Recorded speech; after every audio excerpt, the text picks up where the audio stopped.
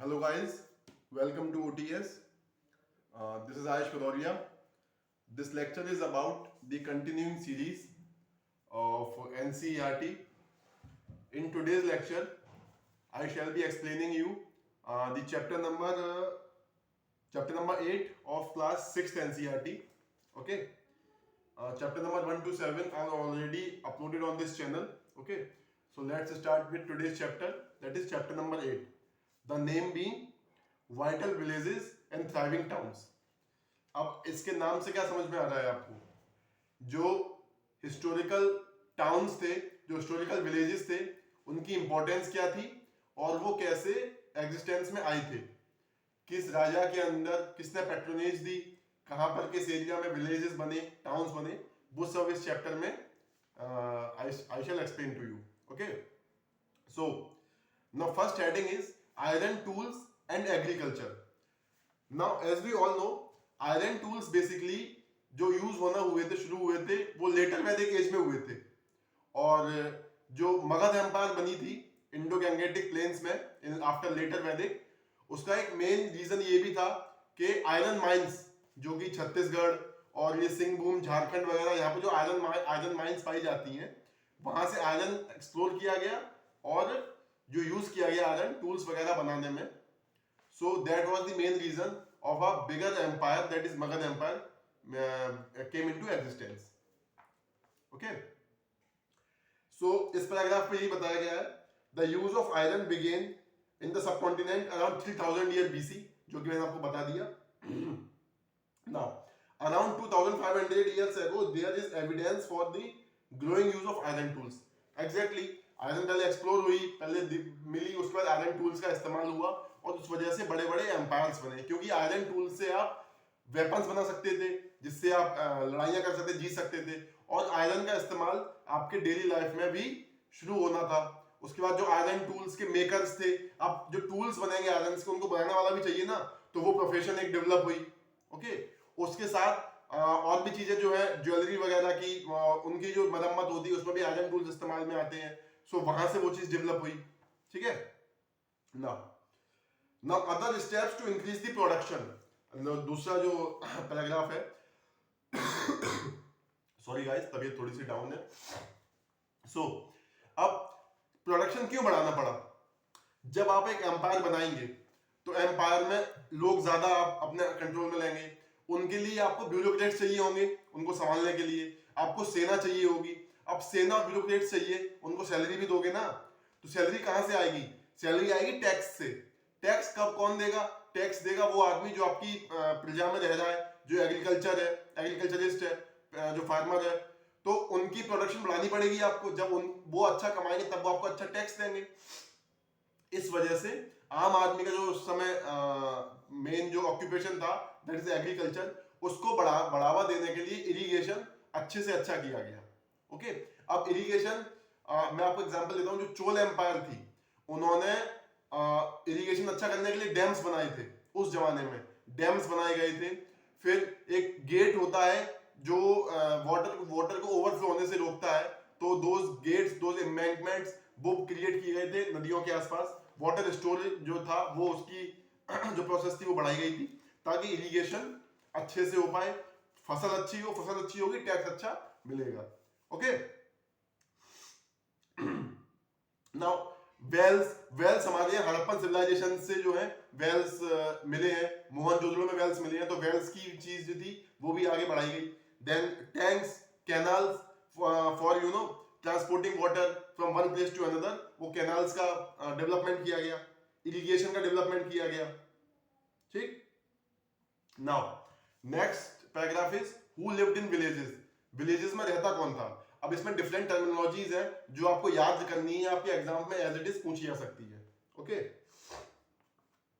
C now at least 3 different kinds of people living in most of the villages, that is southern and northern part of subcontinent. अलग अलग तरीके के लोग villages में रहते थे। कुछ लोग जो एग्रीकल्चर करते थे वो विलेजेस में जाते थे। फिर जो स्पेशलाइज्ड ऑक्यूपेशंस करते थे, for example gold Smith, for example copper Smith, या फिर जो आपके टूल्स बनाने वाला हो, वो सब भी तो रहते थे। सो इस तरीके से अलग अलग ऑक्यूपेशंस डेवलप हुई और वो सब एक ही जगह विलेज में रहने लगे। ठीक, नाउ विलेजेस में स्लेव्स भी रहा करते थे, जो स्लेव उस समय स्लेवरी सिस्टम था। अब स्लेवरी सिस्टम क्यों था? सी, जब भी जहां पर भी एग्रीकल्चर मेन ऑक्यूपेशन के तौर पर होगा वहां स्लेवरी सिस्टम एग्जिस्ट करेगा, क्योंकि खेतों में काम करने के लिए यू नीड पीपल, लोगों की जरूरत पड़ती है आपको। तो slavery system is inevitable where the economy is basically stabilised on agriculture. ये फैक्ट है। ये सिर्फ यही नहीं, जो ग्रीक सिविलाइजेशन थी वहां पर भी स्लेवरी सिस्टम तब तक माना गया था जब तक वहां पर मेन ऑक्यूपेशन लोगों का एग्रीकल्चरिज्म था। ओके, ना कुछ टर्मिनोलॉजी है इसमें, जैसे ऊजाहार, आदिमाई। अब ऊजाहार कौन होते थे? सी, ऊजाहार वर दी पर्सन्स जो प्लोमैन थे, जो खेत जोतते थे, उनको ऊजाहार कहते थे। आदिमाई कौन हुआ करते थे? दो स्लेव्स, उन स्लेव्स को आदिमाई कहा जाता था। ये डायरेक्ट क्वेश्चन आ सकता है आपके पेपर में कि इन द कॉन्टेक्स्ट ऑफ आदिमाई हु वर दे, तो फिर ऑप्शन दे दिए जाएंगे आपको, option A B C D. तो राइट ऑप्शन है आदिमाई का स्लेव्स, ऊजाहार का ऑप्शन है प्लोमैन। ओके, अच्छा, स्लेव्स को एक और कहते थे, स्लेव्स को कहते थे कदासियार, KADAISAYER, कदासियार। ये भी स्लेव्स को कहा जाता था। स्लेव्स को आदिमाई और कदासियार दोनों कहा जाता था। अच्छा, जो लार्ज लैंड ओनर्स थे, अब बड़ी बड़ी जमीनें भी तो होंगी किसी पे, क्योंकि जब ये एग्रीकल्चर डेवलप होगा तो एक बंदा निकल के आएगा ना कि जिस पर काफी जमीन होगी, जो बाय डेवलपमेंट प्रोग्रेस निकल के आएगा, तो उनको कहते थे वेल्लालार। ओके, वेल्लालार, देन ऊजाहार, आदिमाई एंड कडासियार, ये सब कैटेगराइजेशन थी। जो northern part of the country था उसमें जो विलेज हेडमैन था उसको कहते थे ग्राम भोजक। ये पहले भी पढ़ा था आपने। ग्राम भोजक बेसिकली कौन हुआ करते थे?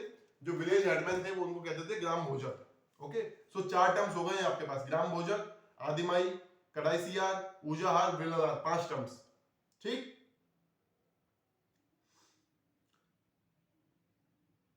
अब टैक्सेस कलेक्ट होते थे वहां से। ये सब टैक्स भी तो किया जाता था। टैक्स राजा के पास आएगा तो आर्मी बनाएगा, आर्मी बनाएगा तो बड़े बड़े और क्षेत्रों पर कब्जा करेगा। तो टैक्स वगैरह कौन कलेक्ट करते थे?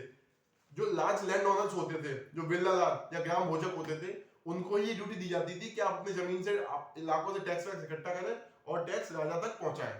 ठीक है, ये उन्हीं की उसमें था, ये अंडर था।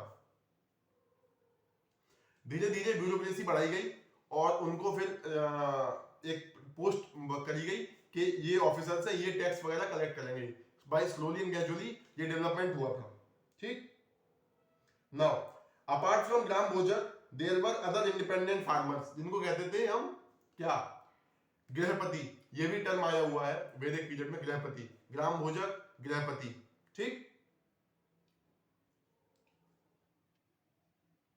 अब दास स्लेव्स हो गए। कर्मकार, कर्मकार भी स्लेव्स के लिए यूज किया गया एक टर्म था जो वहां खेतों वगैरह में काम करते थे। ठीक, अच्छा, मैंने आपको बताया कि ग्रेजुअली दूसरी ऑक्यूपेशन है, क्योंकि सरप्लस होने लगा। सरप्लस होगा जब आपके पास, तो जो फैमिली होगी वो देखेगी अब मैं और क्या काम करूं, क्योंकि एग्रीकल्चर सरप्लस हो रहा है आपके पास, तो ये प्रोफेशन छोड़ के कोई और प्रोफेशन भी अपनाऊंगा मैं। तो धीमे धीमे डेवलपमेंट हुआ गोल्ड स्मिथ्स का, ब्लैक स्मिथ्स का। ठीक है, और कॉपर थी तो इन सब कॉपर स्मिथ्स का, इन सब का जो है कारपेंटर्स का, इन सब का जो है स्लोली एंड ग्रेजुअली डेवलपमेंट हुआ।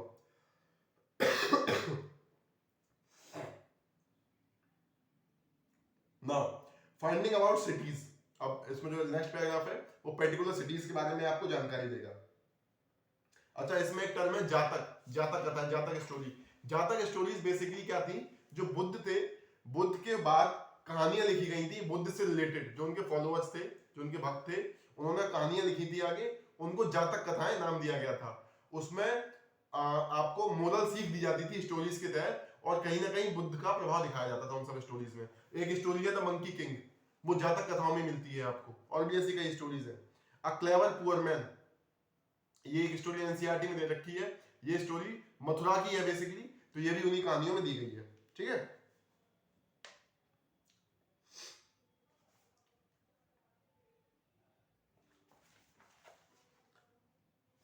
बाकी इसमें आगे जो चैप्टर है उसमें जो इंपॉर्टेंट चीजें हैं वो ये है कि कई सिटीज में आर्कियोलॉजिस्ट को क्या मिला है? पॉट्स मिले हैं, सिरेमिक रिंग्स मिली हैं, एक के ऊपर एक। ठीक है, और इसका क्या मतलब है कि ये सब चीजें इस्तेमाल की जाती थी उस समय। पॉट्स पॉट्स क्यों इस्तेमाल होते थे? पॉट्स स्टोरेज के तौर पर इस्तेमाल हो सकते थे, सरप्लस हुआ है। पॉट्स बेसिकली डिजाइन बनाई जाती थी उनके ऊपर, तो वो क्लास डिफरेंशिएशन भी बताता है, वहां पे क्लास डिफरेंशिएशन था। जो अमीर लोग होंगे उनके पॉट्स पर जो है डिजाइन होगी वो काफी गहरी होगी, काफी लस्ट्रस होगी। गरीब लोग होंगे उनके इतनी लस्ट्रस डिजाइन नहीं मिलती थी, तो एक क्लास डिफरेंस था, इसका भी सबूत मिलता है हमको। ठीक,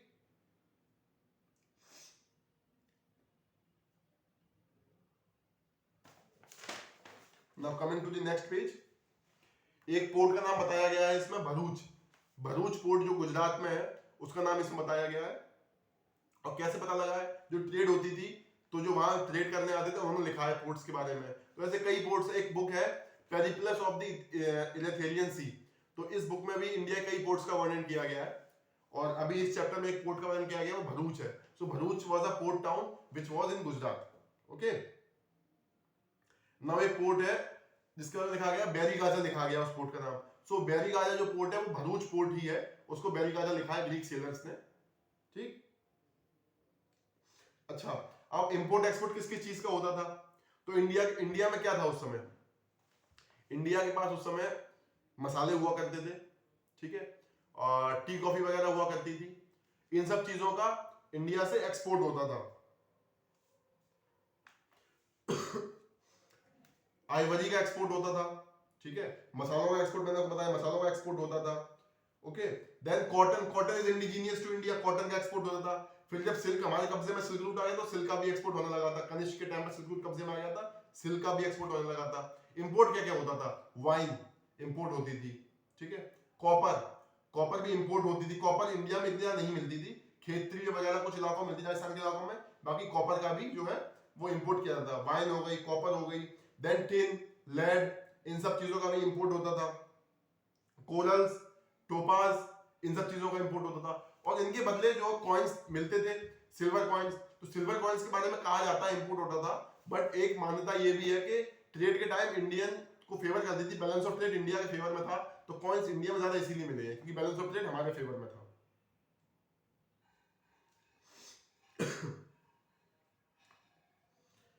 now importance of coins. Coins से हमें क्या पता लगता है?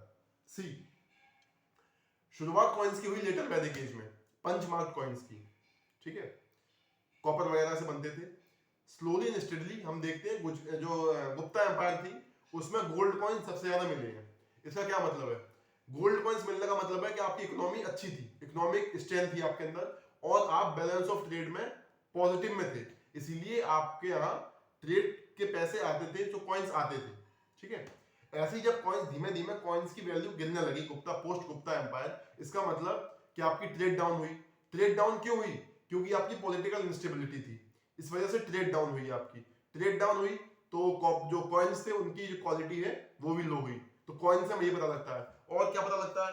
कॉइन्स में जो तस्वीरें छपी हैं, राजा की छपी हैं, रानी की छपी हैं, या फिर किसी भगवान की छपी हैं जो वो मानते थे, तो इससे पता लगता है कि किस जमाने में कौन से सेक्ट का, कौन से रिलीजन का दबदबा था, या ये राजा जो है किस चीज को फॉलो करता था। अब एक कॉइन पे समुद्रगुप्त प्लेइंग वीणा, ये तस्वीर छपी है। इसका सीधा सा मतलब है कि वीणा बजाना राजा को पसंद था।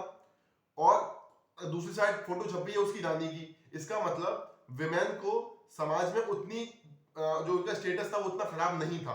ओके, इसलिए वुमेन को भी इक्वल लगभग दिए जाते थे, इस वजह से उनकी भी तस्वीर छपी। तो ये सब चीजें कॉइन से जो है आप डेसिफर कर सकते हो, इनसे ये सब चीजें कॉइन से पता लगती हैं। आपका इकोनॉमिक सिस्टम, आपकी ट्रेड, कौन से सेक्ट का है वो राजा, ठीक है, और उस समय की सोशल कंडीशन, ये सब कॉइन्स के थ्रू आप पता लगा सकते हो। ठीक, now cities with many functions, एक शहर जिसे कई तरीके के फंक्शन हो। तो इसमें दे रखा है what was the importance of Mathura, ठीक है, what was the importance of Mathura, then what was the importance of Takshashila. Okay, so Mathura क्या इंपॉर्टेंस थी ना? मथुरा बेसिकली एक रिलीजियस सिटी के तौर पे उभरा मथुरा में। और सबसे अच्छी बात मथुरा में जो आपको एग्जांपल मिलता है वो है जो कल्चरल इंटरमिंगलिंग है इंडिया में, जो आज भी है। कई तरीके के लोग साथ में रहते हैं, कई धर्मों के लोग साथ में रहते हैं, वो मथुरा में उस समय भी रहा करते थे। मथुरा कृष्ण की नगरी है, तो जो हिंदुओं का सेक्ट था वो मथुरा में था। मथुरा में बुद्ध की मूर्तियां बनती थी, तो बुद्धिज्म सेक्ट भी मथुरा में था। ओके, तो हिंदू भी रहते थे वहां, वहां बुद्ध भी रहते थे। मथुरा में टेम्पल्स भी बने कई, तो मथुरा एक टेम्पल टाउन के तौर पर भी डेवलप हुआ। ओके, तो जब टेम्पल टाउन मथुरा डेवलप हुआ, तो टेम्पल के आसपास लोगों ने अपने जो और प्रोफेशंस थे वो वहां पे लगाए, क्योंकि आदमी आएगा घूमेगा तो और भी काम पड़ेंगे ना, उन सब चीजें से। आज आप मथुरा को देखते हैं, मथुरा घूमने जाइए तो आसपास और भी लोग लगे रहते हैं ना, कोई फल बेच रहा है, कोई फूल बेच रहा है, भगवान का सामान बेच रहा है, कोई कुछ बेच रहा है। तो ये इकोनॉमी जो डेवलप हुई है टेम्पल्स के अराउंड, उनको टेम्पल टाउन कहते हैं। ये साउथ में बहुत मिलेंगे आपको, और नॉर्थ में एक एग्जांपल मथुरा का मिल जाएगा आपको। ठीक है,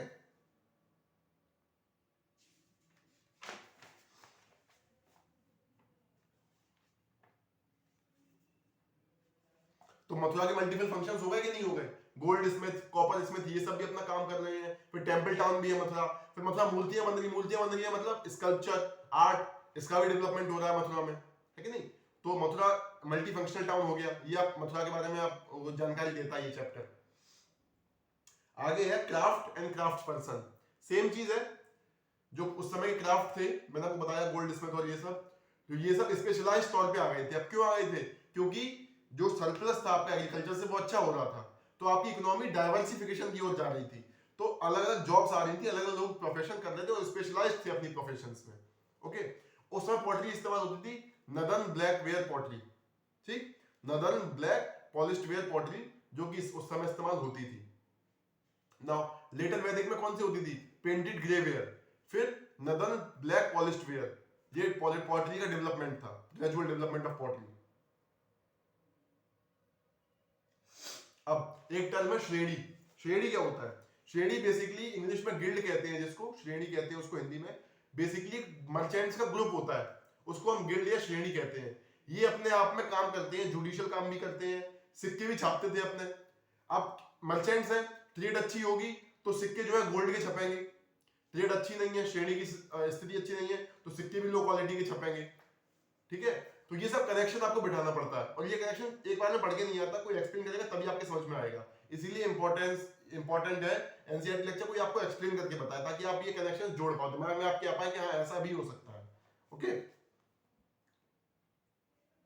ना श्रेणी बैंक के तौर पर भी काम करती थी, क्योंकि सिक्के छापती थी, मिंटिंग ऑफ कॉइन्स है, तो बैंक के तौर पर भी काम करती थी, लोन वगैरह भी देती थी। ओके, अब एक टाउन है अरिकीमेडू, इसकी इंपॉर्टेंस बताई गई इसमें। अरिकीमेडू पोर्ट टाउन था। अरिकीमेडू शुरुआत उसकी पोर्ट टाउन से हुई थी, ट्रेडिंग होती थी। अब फिर वही बात है, ट्रेडिंग होगी, इसका मतलब लोग आएंगे तो वहां पर और चीजें डेवलप होंगी। डाइवर्स लोग काम करते हैं वहां पर अपना काम लगाएंगे, क्योंकि वहां पर लोगों का आना जाना है, ट्रेड की वजह से लोगों का आना जाना है, तो वहां पर और भी काम लगाए जाएंगे। तो वही आपको इंपॉर्टेंस ऑफ अरिकीमेडू से बताया जाता है। ठीक है, क्या है अब इसमें? कोस्टल सेटलमेंट था। ठीक है, पुडुचेरी में है अरिकीमेडू इस समय, और कोस्टल सेटलमेंट था वहां पे, तो ट्रेड इसीलिए होती थी क्योंकि कोस्ट पे है वो। ओके, नाउ वहां पर वो मिले हैं वेयर हाउसेस, ब्रिक स्ट्रक्चर। अब वो क्यों मिले हैं? जब सामान लाओगे, उनकी अनलोडिंग करोगे, लोडिंग करोगे, तो अनलोडिंग करके रखोगे ना एक जगह, तो वो रखने के लिए बिल्डिंग बनाई गई, जिसको वेयर हाउस कहते हैं, स्ट्रक्चर्स बनाए गए। ठीक है, तो ये सब चीजें आपको अरिकीमेडू में मिलती हैं।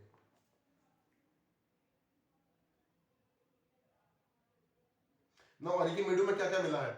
एरिटाइन की पॉटरी मिली है, जो मेडिटेरियन सी से आती थी, ट्रेड होती थी, पॉटरी आती थी, तो वो वहां पे उसके एग्जांपल्स मिले हैं। रेड ग्लेज्ड पॉटरी, उसके एग्जांपल मिले हैं आपको। सो अलग अलग एग्जांपल्स आपको चीजें मिलती हैं एक टाउन से, क्योंकि वहां पे ट्रेडिंग सिस्टम अच्छा था। रोमन लैंप्स मिले हैं आपको अरिकीमेडू से, ये सब इंपोर्ट होता था, तो वहां सबके एग्जांपल, सबके प्रूफ मिले हैं। अच्छा, डाइंग क्लॉथ को डाई करने के लिए जो इस्तेमाल किए जाते थे, उनके एग्जांपल्स भी आपको मिले हैं अरिकीमेडू में। याद रखिएगा, अरिकीमेडू में क्लॉथ डाइंग के टूल्स के एग्जांपल भी मिले हैं। नाउ इसी के साथ ही चैप्टर खत्म होता है। एक इंपॉर्टेंट है इसमें तमिल ब्राह्मणी इंस्क्रिप्शन, जो कि पॉटरी पर काफी जगह मिला है। तमिल लैंग्वेज तमिल है, स्क्रिप्ट कौन सी है? ब्राह्मणी स्क्रिप्ट। अब ब्राह्मणी स्क्रिप्ट से क्या याद आता है आपको? जो अशोक ने वो गढ़वाए थे, वो किस में थे, किस स्क्रिप्ट में थे? ब्राह्मणी स्क्रिप्ट में। ठीक है, तो इसका क्या मतलब था? तमिल लैंग्वेज जो डेवलप हुई है, वो पहले उसकी स्क्रिप्ट ब्राह्मणी स्क्रिप्ट हुआ करती थी, संस्कृत की भी जो स्क्रिप्ट है वो ब्राह्मणी स्क्रिप्ट ही है, ठीक है। तो सब लैंग्वेजेस का जो विसर्जन हुआ है वो एक ही स्क्रिप्ट से हुआ है, that is Brahmani script. Tamil भी है, संस्कृत भी वहीं से निकली है, ब्राह्मणी स्क्रिप्ट से। इनफैक्ट संगम इरा में, संगम लिटरेचर में भी कई संस्कृताइज्ड वर्ड्स का यूज पाया गया है। और जो नॉर्थ की लिटरेचर है उसमें भी कई द्रविडियन और जो मुंडा रीजन है छत्तीसगढ़ वगैरह का, उनके टर्म्स का इस्तेमाल पाया गया है, ठीक है। ना इसमें दे रखा है एक एल्सवेयर के तौर पर रोम का एग्जांपल दे रखा है। तो रोम भी बेसिकली एक टाउन के तौर में डेवलप हुआ था रोमन एम्पायर के टाइम। और जो ग्राउंड है रोम में वो बताया जाता है कि वहां लोग सेलिब्रेशंस करते होंगे या कोई फंक्शन होता होगा। तो जो कोलोसियस ऑफ रोम है वो बताया गया है कि वो किस तौर पे इस्तेमाल किया जाता था। प्ले मतलब बैटल ग्राउंड कह सकते हैं उसको, या जो फंक्शन होते थे वो वहां पर इस्तेमाल किए जाते होंगे, या फॉर एंटरटेनमेंट पर्पजेस, ठीक है। इस वजह से वो ये सब यूज किया जाता होगा। इनको क्या कहते थे, इनको एम्पी थिएटर्स कहते हैं। क्या कहते हैं? Amphi theatres, okay. इसी के साथ ये चैप्टर खत्म होता है। अब इसकी एक्सरसाइज पे आते हैं। Fill in the blanks. First, dash was the word used for large land owners. मैंने आपको बताया विल्लालार, लार्ज लैंड ओनर्स के लिए कौन सा वर्ड है? Vellalar. Second, grama bhojaka often got his land cultivated by. ग्राम मोजक बड़ा लैंड ओनर किससे कल्टीवेट होता है? स्लेव्स आप आदिमाई लिख सकते हो, कुडासियार लिख सकते हो, जो मैंने आपको बताया अभी, आदिमाई हो गया, कुडासियार हो गया, ठीक है। तो इन सब वो सब यूज होते थे खेत की जुताई में। Now ploughman was also known as uzhavar, बता चुका हूं मैं। Most grihapatis were dash land owner. गृहपति नहीं ग्राम भोजक। ग्राम भोजक बड़े लैंड ओनर थे, गृहपति स्मॉल लैंड ओनर्स थे, ठीक। नाउ इसमें एक क्वेश्चन है, describe the function of gram Bhojak. Why do you think he was powerful? अब सी, सबसे पहले आपको क्या करना है, इसमें डेफिनेशन लिखनी ग्राम भोजक की। ग्राम भोजक कौन थे? बड़े लैंड ओनर्स। उनकी पावर क्या थी? मैंने बताया था आपको, टैक्स कलेक्ट करते थे वो। और जो आदमी टैक्स कलेक्ट कर रहा है किंग के लिए, उसके पास जुडिशियल पावर्स भी होंगी, फंक्शनल पावर्स भी होंगी। कोई आदमी टैक्स नहीं दे रहा है उसके साथ वो उसको पनिशमेंट भी देता होगा, है कि नहीं? ये इनकी इंपॉर्टेंस थी। राजा के नजदीक ग्राम भोजक बहुत इंपॉर्टेंट होगा। क्यों? क्योंकि वो टैक्स ला के दे रहा है, तो जुडिशियल सिस्टम भी ग्राम भोजक के हाथ में होगा, उसका दबदबा होगा उस इलाके में, ओके। तो ये सब चीजें आप कनेक्ट करके लिख सकते हो। वो अपने खेत जुतवाता था और लोगों से, उनको भी कुछ ना कुछ पैसे देता होगा। तो बेसिकली इकोनॉमी सर्कुलेट कर रहा था अपनी जगह की, है कि नहीं? जॉब क्रिएशन कर रहा था अपने यहाँ, ठीक। Now list the craft person who would have been present in both villages and cities. Village में, सिटीज में, दोनों में कौन से क्राफ्ट पर्सन होंगे? गोल्ड स्मिथ, कॉपर स्मिथ, ठीक है, ब्लैक स्मिथ, ये सारे जो क्राफ्ट जो स्कल्पचर्स बनाते थे, आर्टिस्ट, पेंटर्स, जो पॉटरी बनाते थे, तो ये सारे आपको मिलेंगे। इनके बाद दो लाइन लिखनी है आपको, ठीक है, सिंपल है। Next question, ring bells were used for. Ring bells जो कि सिरामिक रिंग्स मैंने बताया वो क्यों यूज की जाती थी? सो बेसिकली वो नहाने के तौर पर इस्तेमाल, बाथरूम के तौर पर इस्तेमाल किया जाता था उस समय, ठीक है। या फिर ड्रेनेज के तौर पर इस्तेमाल किया जाता है, ड्रेनेज या मतलब ड्रेनेज ही मान लीजिए, मोस्ट एप्रोप्रिएट आंसर इसका ड्रेनेज होगा, ठीक है। Now punch marked coins were made up of silver. Punch marked coins थे वो सिल्वर के बने थे, जो इस चैप्टर में हमने पढ़ा है, ठीक।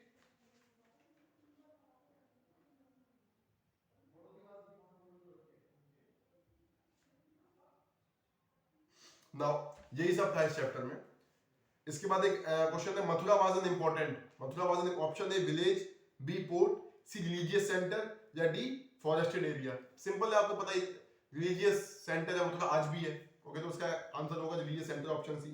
फिर श्रेणीज, किनका ग्रुप्स था? रूलर्स ना, फार्मर्स बिल्कुल नहीं, हार्डरर्स बिल्कुल नहीं, ऑप्शन बी क्राफ्ट पर्सन, जो क्राफ्ट पर्सन थे जो उनका ग्रुप था। तो ये मैं आपको पढ़ा चुका हूँ ये भी, ठीक है। तो इस चैप्टर में इतना ही है।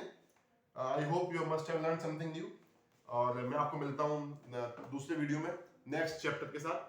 तब तक के लिए जय हिंद।